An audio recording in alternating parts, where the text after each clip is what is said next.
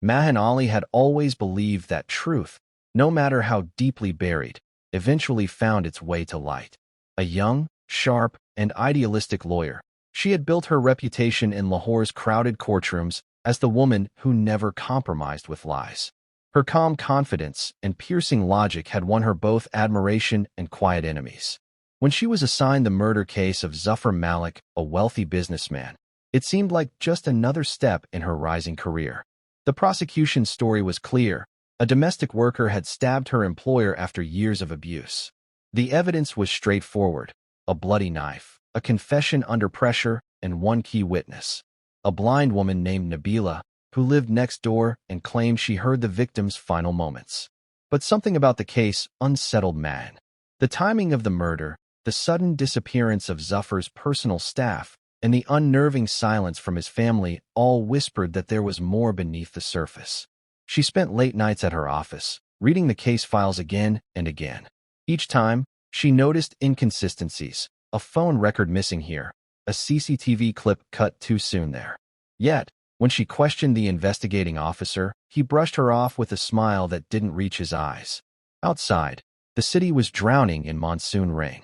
Inside, Mahin felt the first tremors of doubt, the kind that creeps in quietly before the storm. Her instincts told her she was walking into something far darker than a simple murder. And then, one night, as she prepared her notes for court, her office lights flickered. Her phone buzzed with an anonymous message. Some truths are meant to stay buried. That was the moment Mahin realized this case wasn't about justice anymore. It was about survival. The next morning, Mahin drove through the rain to a modest neighborhood on the city's outskirts. The narrow lanes were half-flooded, children splashing barefoot in muddy puddles, and stray dogs huddled under broken tin roofs. She was there to meet the only eyewitness, Nabila, the blind woman who claimed she had recognized the killer's voice. Nabila's small house smelled faintly of jasmine and kerosene. When Mahin entered, the woman was sitting near the window, her hands folded neatly in her lap, her pale eyes turned toward the sound of rain. Despite her blindness, there was an unsettling calm about her, as if she could see more than most people ever would. "I heard his voice," Nabila said softly. It was him. He shouted Zafar's name before the scream. Mahin leaned forward. "Whose voice exactly?" Nabila hesitated for a long moment before replying. "Someone I wish I hadn't recognized." Mahin noted every word carefully, but something in Nabila's tone bothered her. The witness wasn't lying, but she wasn't telling the whole truth either. There was fear behind her calm voice, a silence that felt heavier than words. When Mahin offered to record her statement, Nabila shook her head. "No recordings. No cameras. If I speak too much, they'll hear me." "They?" Mahin asked, frowning. But Nabila only turned her face toward the window and said quietly, "You're brave to take this case, but don't make the mistake of believing it's about murder." That night, Mahin replayed their conversation in her mind. Who were they?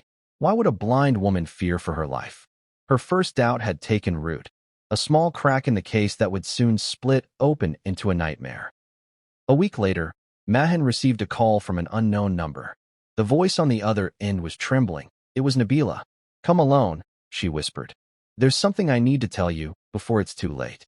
They met at a deserted park near the old railway line, just before sunset. The air was heavy, filled with the hum of distant trains and the scent of wet soil. Nabila sat on a broken bench, wrapped in a black shawl. "I made a mistake," she said, not facing Mahin. "They know I spoke to you." Mahin frowned. "Who? What are you talking about?" Nabila turned her blank eyes toward her. "You're not safe anymore. The man who killed Zafar, he wasn't acting alone. You're stepping into something that doesn't forgive curiosity." Mahin felt her stomach tighten. "You mean there are others involved?" Nabila nodded faintly. "Powerful ones. People who watch even when you think you're alone. Promise me, don't dig deeper." Before Mahin could respond, Nabila stood, clutching her cane. "If you want to live, forget the truth." She walked away, vanishing into the misty orange glow of the setting sun. That night, as Mahin drove home, she couldn't shake the image of the blind woman's face, and her words echoed in her mind like a warning bell. 2 days later, a small brown envelope appeared under Mahin's office door. No name, no address. Inside was a USB drive and a single note. "Since you won't stop, see for yourself." Her pulse quickened. She locked her office, plugged the drive into her laptop, and opened the first video file. What she saw made her heart freeze. Grainy footage of Zafar Malik in a dimly lit warehouse, surrounded by men exchanging large bags and passports. Children were crying in the background. Each clip revealed a piece of a horrifying puzzle: human trafficking, bribery, and corruption linked to high-ranking officials.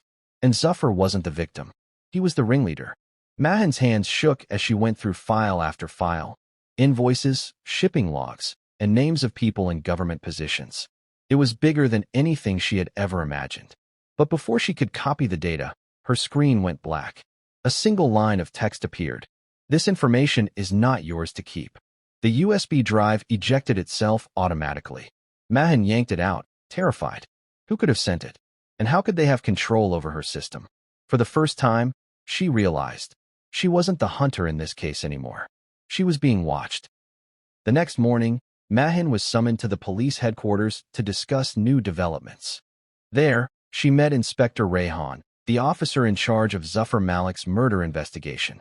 Tall, calm, and polite, he greeted her with a smile that seemed too perfect. "I've heard you're doing impressive work," he said. "But I'd advise you not to overthink this case. It's just a domestic dispute gone wrong." Mahin studied his expression. "You've seen the inconsistencies. The evidence was tampered with." Rayhan's smile didn't fade. "Sometimes, for the greater good, evidence has to align with the truth." Something about the way he said it made her uneasy. Later that evening, as she sat in her car outside her apartment, she noticed Rayhan's black SUV parked a few meters away, headlights off, engine silent. Was he protecting her or watching her? That night, she searched his name in the confidential legal network. To her shock, his records were sealed. No personal details, no past cases, no ID number. It was as if Inspector Rayhan didn't officially exist. Mahin's pulse raced. The same man who was supposed to ensure justice might actually be part of the crime. The trap had already been set, and she was standing right in the middle of it. From that night onward, Mahin's life began to unravel in quiet, invisible ways. Her phone started to behave strangely.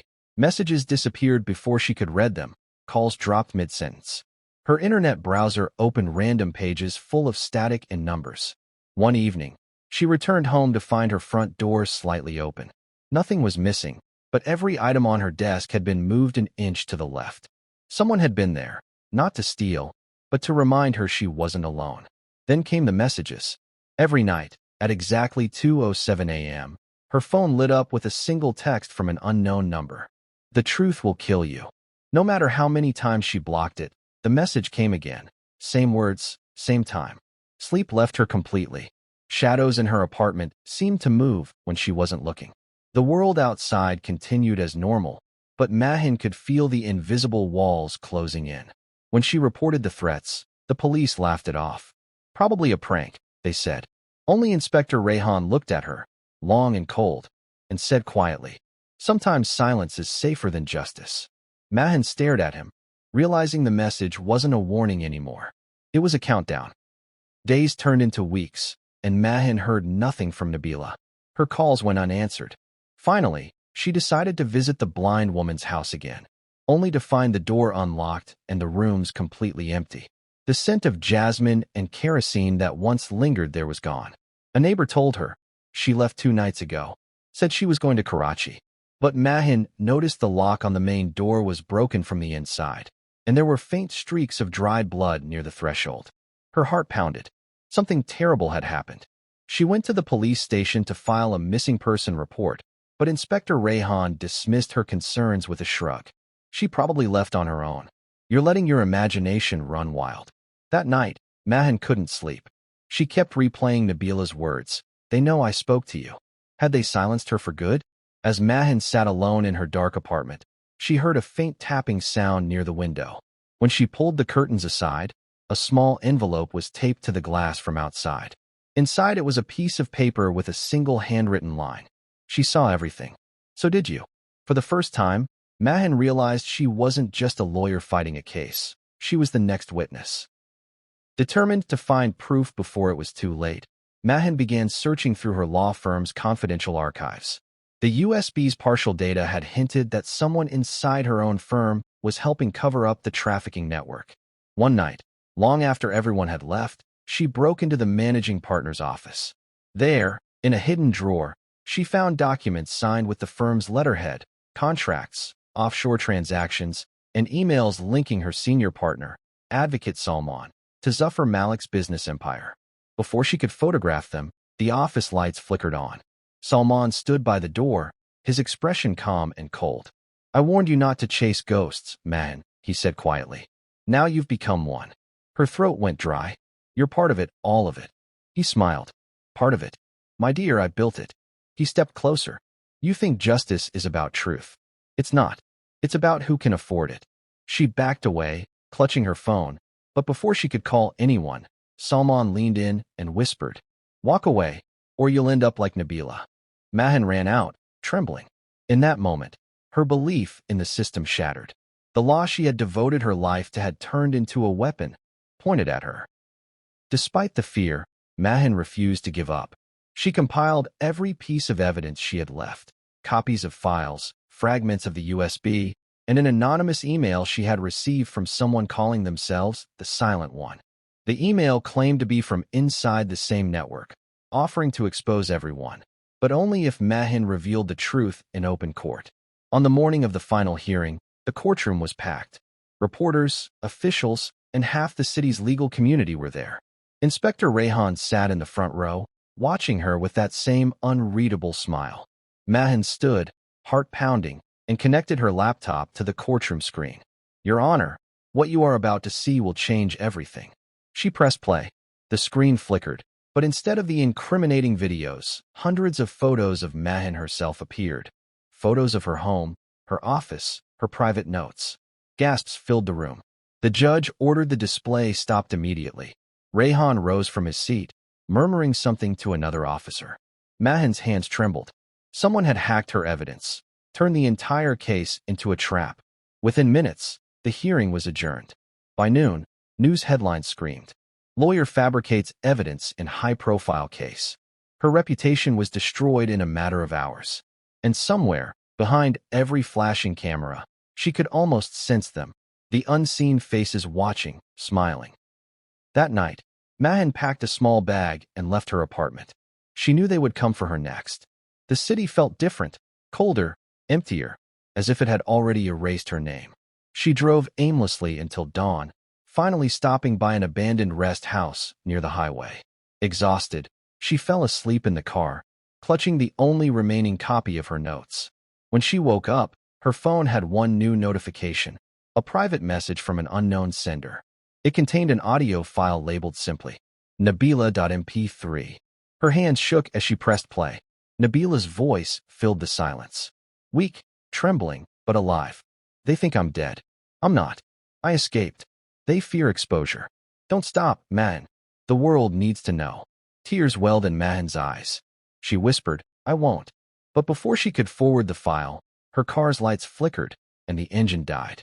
In the rearview mirror, she saw headlights approaching from behind. A black SUV. No number plate. The last thing Mahin felt was the sharp glare of light swallowing her reflection. The next morning, newspapers reported a car crash on the highway. Driver unidentified. Vehicle burned completely. But a week later, a mysterious email was sent to every major news outlet in the country. Attached was a folder titled Silent Witness. It contained everything, videos, files, and proof of the entire network. And the first audio that played was a woman's voice saying softly, "My name is Mahin Ali. If you're hearing this, the truth finally won." Some stories don't end when the hero dies. They begin when the truth is set free. Mahin Ali may have vanished, but her voice still echoes through every courtroom, every secret file, every hidden truth. This was the Silent Witness, where silence spoke louder than justice.